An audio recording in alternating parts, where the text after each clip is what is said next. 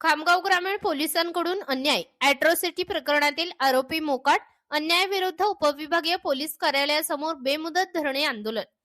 खामगाव ग्रामीण police station अंतर्गत येणाऱ्या पिंपरी देशमुख येथील सोहन अंभोरे याला चोरीचा गुन्हा अंगावर घेण्यास नकार दिल्याने 7 जणांनी त्याचे अपहरण करून अमानुष मारहाण केल्याची गंभीर घटना 27 डिसेंबर 2025 रोजी शिर्डी येथे घडली होती।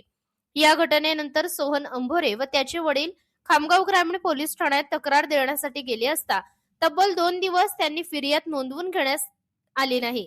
अखेर 30 डिसेंबर 2025 रोजी संध्याकाळी उशिरा फिर्याद दाखल करण्यात आली।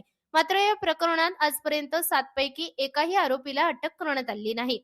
उलट दिनांक 3 जानेवारी 2026 रोजी पोलिसांनी फिर्याद सोहन अंभोरे याच्यावरच खोटे दरोडा व चोरीचे गुन्हे दाखल करून त्याच्यावर दबाव आणल्याचा आरोप करण्यात येत आहे। फिर्यादी सोहन अंभोरे हा अनुसूचित जातीतील बौद्ध समाजाचा असून आरोपी हे उच्चवर्णीय असल्याने सामाजिक द्वेषातून बौद्ध समाजातील तरुणाला चोरीचा गुन्हा कबूल करण्यासाठी बेदम मारहाण करण्यात आली। या प्रकरणात अॅट्रॉसिटी ऍक्ट अंतर्गत गुन्हा दाखल असतानाही आरोपी मोकाट असल्याने पोलिसांच्या भूमिकेवर संशय व्यक्त होत आहे। या प्रकरणाचा तपास उपविभागीय पोलीस अधिकारी खामगाव सिटी यांच्याकडे असून ते कर्तव्यात कसूर करीत असल्याचा आरोप होत आहे।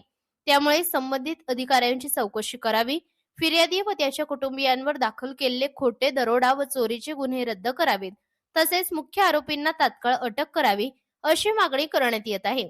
या मागण्यांसाठी दिनांक 11 जानेवारी 2026 पासून उपविभागीय पोलीस अधिकारी खामगाव यांच्या कार्यालयासमोर बेमुदत धरणे आंदोलन सुरू करण्यात आले आहे।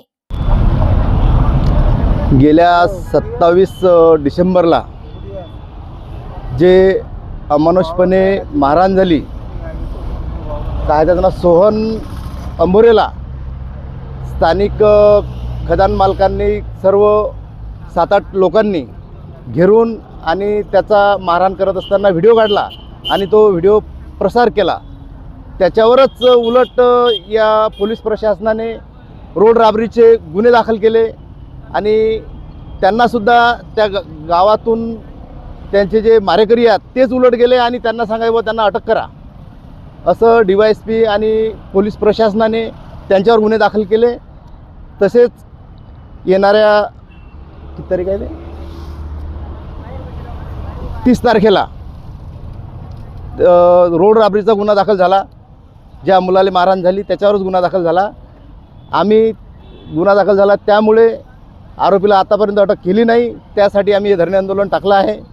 आणि SC/ST या आयोगामार्फत DYSP ठाणेदार आणि पोलीस प्रशासन यांच्यावर या BJP सरकारचा दबाव असल्यामुळे याच्यावर आमच्या समाजावर, बौद्ध समाजावर, इतर जे समाज आहे या समाजावर सुद्धा अन्याय होत आहे। तसेच हा अन्याय थांबावा व आम्ही जोपर्यंत आरोपी अटक करत नाही तोपर्यंत आम्ही धरणे आंदोलन सुरूच राहणार आहे आणि हे धरणे आंदोलन बेमुदत आहे। मी विजय बोदडे।